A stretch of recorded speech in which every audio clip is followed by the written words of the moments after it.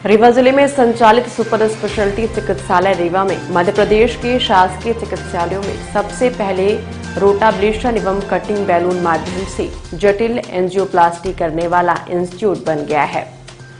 विगत दिवस एक 72 साल के बुजुर्ग जो कि भूतपूर्व सैनिक भी हैं, डॉक्टर एस.के. त्रिपाठी सह प्राध्यापक हृदय रोग विभाग के पास सीने में तेज दर्द के लक्षणों के साथ ओपीडी में पहुंचे थे, जहां डॉक्टर त्रिपाठी द्वारा मरीज को भर्ती करने मरीज की एंजियोग्राफी की योजना बनाई गई और एंजियोग्राफी में पाया गया कि दिल की नस 99% बंद थी और उसमें कैल्शियम का बहुत ज्यादा जमाव था। ऐसे में सामान्य एंजियोप्लास्टी कर पाना असंभव होता है।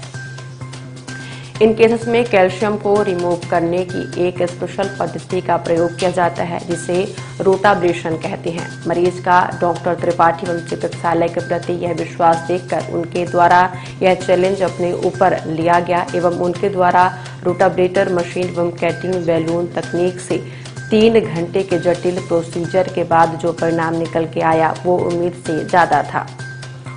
उपरोक्त प्रोसीजर प्रदेश में संचालित प्राइवेट संस्थानों में काफी महंगे और सामान्य जन को इन प्रोसीजरों का खर्चा व्यय करने में काफी कठिनाइयों का सामना करना पड़ता है, लेकिन शासन की महत्वाकांक्षी योजना आयुष्मान भारत एवं भूतपूर्व सैनिक के लिए चलाई जा रही महत्वपूर्ण योजना ECHS के तहत यह दोनों प्रोसीजरों को चिकित्सालय में निःशुल्क तथा सफलतापूर्व संपन्न किया गया एवं मरीज के दिल की नस पूर्ण रूप से सामान्य हो गई और मरीज बाईपास सर्जरी से बच गया।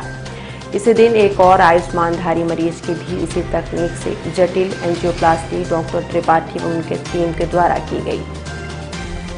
इन प्रोसीजरों को बिना टीम वर्क के कर पाना संभव था। इस नामुमकिन से लगने वाले प्रोसीजर को मुमकिन बनाने में हमारे कैथ लैब टेक्नीशियन जय नारायण मिश्र, सत्यम, सुमन, मनीष, सुधांशु, फैजल, नर्सिंग स्टाफ एवं रोटेब्लेटर टेक्नीशियन गौरव की अहम भूमिका थी।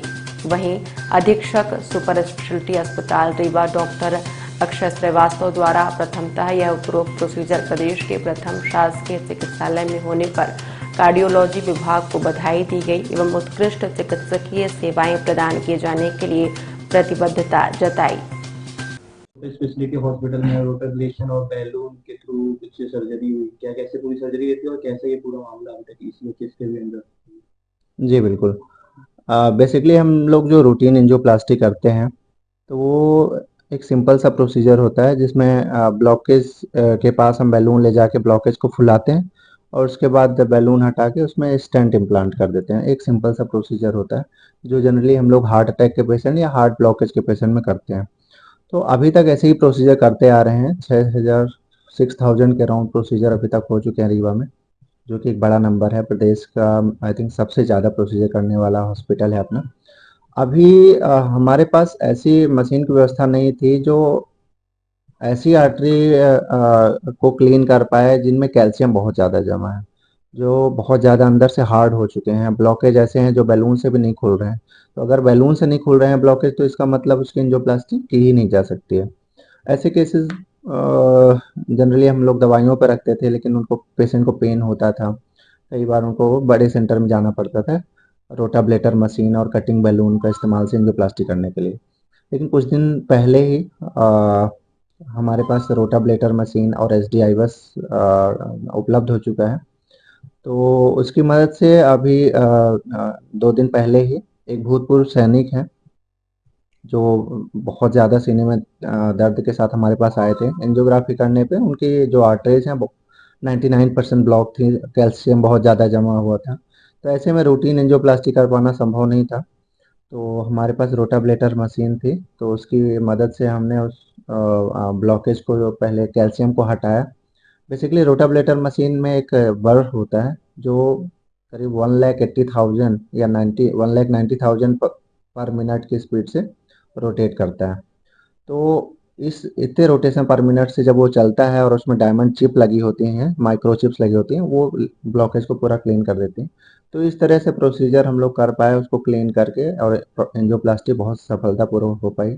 इसमें खास बात ये है कि अगर हम अपने देश स्तर की भी बात करें तो ECHS इम्पैनल्ड ये पहला हॉस्पिटल है अपने पूरे देश में जो रीवा सुपर स्पेशलिटी है, और उसमें भी एक भूतपूर्व सैनिक जो हमारे देश की रक्षा करते हैं और तो उनके आर्टरीज को जो पूरी तरह से कैल्सिफाइड थी और कहीं ये प्रोसीजर गवर्नमेंट हॉस्पिटल में देश में हो नहीं सकता था, तो ऐसे प्रोसीजर को कर पाने में सफल हो पाए हैं।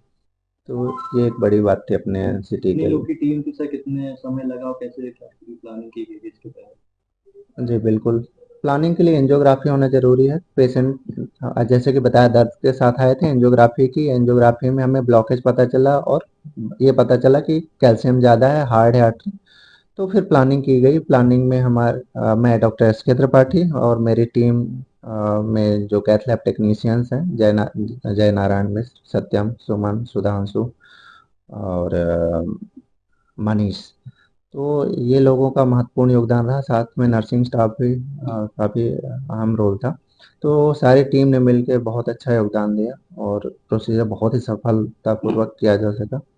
तो ये अपने देश का पहला मान लें और प्रदेश का तो पहला प्रोसीजर है ही, क्योंकि और दूसरे जो सुपर स्पेशलिटी हॉस्पिटल हैं, वहाँ तक अभी ये प्रोसीजर जो है कर पाना संभव नहीं हो पाया है। उसमें वो जो आयुष्मान कार्ड का भी उपयोग किया गया था। जी बिल्कुल, दोनों प्रोसीजर जो हुए हैं वो बिल्कुल मुफ्त हुए हैं। एक आयुष्मान कार्डधारी पेशेंट था और एक ईसीएचएस पेशेंट थे, यानी भूतपूर्व सैनिक थे। ये प्रोसीजर मैं आपको बता दूं, बहुत ही महंगा प्रोसीजर है। जनरल पब्लिक अफोर्ड नहीं कर सकती है।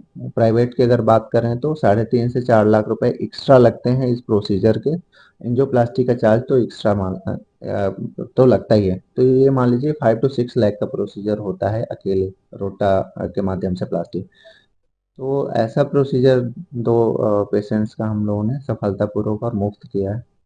तो कहाँ ये के हैं बड़ी, सैनिक, भूतपूर्व सैनिक कहाँ के हैं? नाम? दोनों पेशेंट रीवा की हैं। कॉन्फिडेंशियलिटी के कारण नाम तो शायद डिस्कस हम नहीं कर सकते हैं, लेकिन दोनों ही रीवा के ही पेशेंट।